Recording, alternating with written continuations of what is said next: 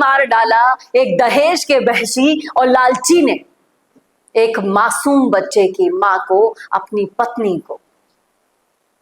जो CCTV footage viral हो रहा है अन्नू मीणा के साथ हुई यातनाओं का, वो वाकई में डराने वाला है, रोंगटे खड़े कर देने वाला है। फिर चाहे से वो भोपाल की ट्विशा शर्मा हो या फिर हो जयपुर की अन्नू मीणा। क्या कर रही है सरकार, क्या कर रही है? मैं तो कह रही हूं कि ये न्यायपालिका है ही क्यों, जब दहेज के लालची शादी के इतने सालों बाद भी प्रताड़नाएं दे देकर मार डालते हैं। शर्म आती है कि हम इस समाज के भीतर रह रहे हैं, वो भी चुपचाप जबान बंद करके। नमस्कार, संवाद पर आपका स्वागत है। मैं हूं चेतना शर्मा आपके साथ, और उस समाज की सच्ची कड़वाई का ये सबूत है कि हम किस समाज में रह रहे हैं। लोग कह रहे हैं कि आरक्षण से अगर बनाओगे, ऐसे लोगों को सरकारी नौकरियों पर बिठाओगे तो यही होगा आपकी बेटियों के साथ। एक्सीएन जयपुर में रहने वाला किस तरह से अपनी पत्नी पर अपने बच्चे के सामने अत्याचार कर रहा है। इंजीनियर पति होने के बावजूद, अच्छा खासा कमाते रहने के बावजूद किस तरह से थूक रहा है अपने बच्चे के सामने, उसी की मां पर।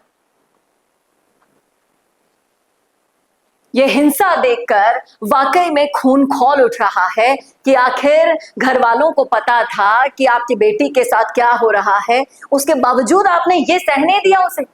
सिलेंडर से माथा फोड़ डाला और फिर मार मार कर अधमरा कर दिया, टीवी फोड़ दिया, यानी कि ये इंसान जिंदा रहने लायक नहीं है। उस न्यायपालिका पर सवाल खड़ा होता है जो इसे अभी भी सिर्फ कटघरे में खड़ा रखेगा, जेल में भेज देगा। इसे ऑन द स्पॉट डेथ की सजा मिलनी चाहिए। जब तक ऐसे वहशी दरिंदे हमारे समाज में जीते रहेंगे, जागते रहेंगे, तब तक ऐसी अन्नू मीणा, ऐसी ही ट्विशा शर्मा बर्बाद होती रहेंगी, खत्म करती रहेंगी अपनी जिंदगी को। अन्नू मीणा ने इन सारी यातनाओं के कारण आत्महत्या कर दी। आप देखिए ये बच्चा किस तरह से अपनी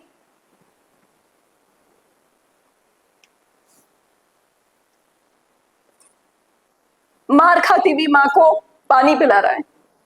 आप सोचिए, आप समझिए कि हम कैसे समाज के भीतर रह रहे हैं।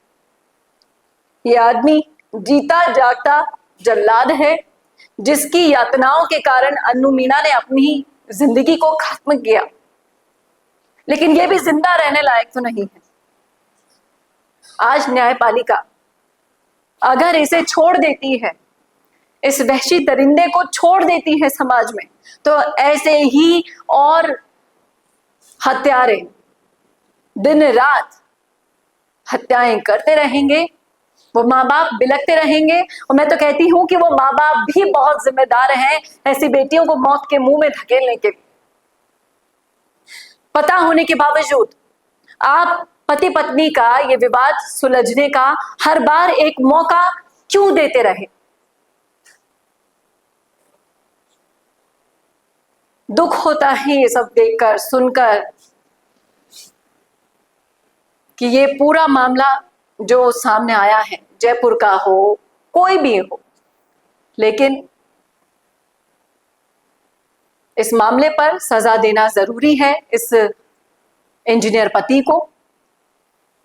मीणा समाज से आता है, इसलिए लोग कह रहे हैं कि और दीजिए आरक्षण। ऐसे अनपढ़ गंवार लोगों को आप अगर कुर्सियों पर बिठाएंगे तो यही होगा। शादी में लाखों रुपए खर्च करने के बाद, सोना देने के बाद भी अगर कार नहीं दी तो उसकी सजा ये मिली अन्नू मीणा को। और ना जाने कितनी अन्नू मीणा आएंगी। अभी भी अगर इतने अत्याचार सामने आने के बावजूद भी हमारी सरकारें सो रही है, तो थू है उन सरकारों पर। जल्द से जल्द कड़ा कानून बनाने की सख्त से सख्त जरूरत है। अगर आप भी अपनी बेटी को बचाना चाहते हैं तो इस मुद्दे को उठाइए, चुप मत रहिए।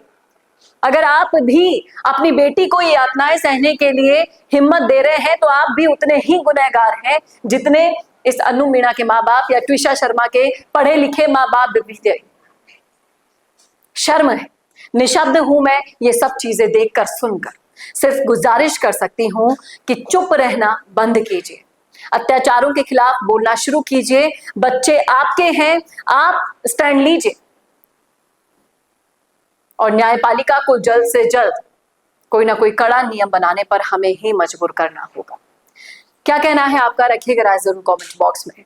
अच्छा लगा हो तो शेयर कीजिएगा। नमस्कार दोस्तों, अगर आप भी रियल एस्टेट में काम करते हैं तो हम आपके लिए लेकर आए हैं एक गुड न्यूज। आजकल के डिजिटल जमाने के अंदर आपकी प्रॉपर्टी का अच्छा वीडियो कंटेंट होना बहुत जरूरी है।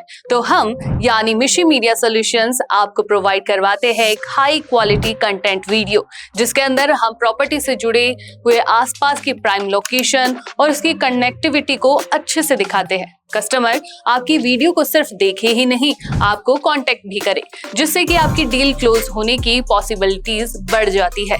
तो कांटेक्ट करो आज ही स्क्रीन पर दिए गए नंबर्स पर।